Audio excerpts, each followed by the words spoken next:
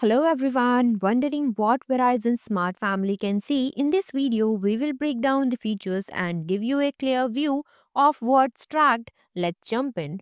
Web and app activity. Parents can monitor the websites visited and the apps used by their children, including the duration of use. Location tracking. The app allows real time GPS tracking of the child's location as well as access to location history. Content filtering. Parents can set filters to block access to inappropriate or unwanted content online.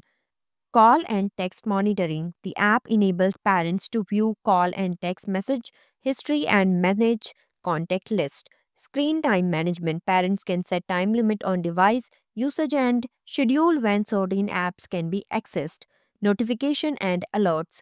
The app send alert if a child attempt to uninstall it or if they enter or exit designated geofenced areas. How to see web activity on Verizon Smart Family. Open the Verizon Family Guardian app and tap the Family Profiles tab. Select the profile of the family member you want to view. For a web and app activity, tap details on the web and app activity card. To view calls and text, select the appropriate tabs, text or calls. Swipe left or right to see activity for other dates if applicable. For content filtering, scroll down to the Manage Control section and tap Content Filters. Here you can enable or disable specific filters and manage trusted or blocked websites. For location tracking, ensure you have a premium subscription.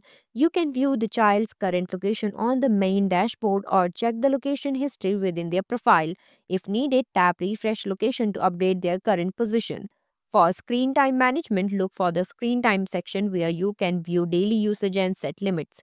To check notification and alerts, navigate to the Alert section in your family profile to see any notifications related to your child's activity, such as when they exceed screen time limits or attempt to uninstall the app. Thanks for watching. If you liked the video, please hit the like button. If you want to see more videos, hit the subscribe button.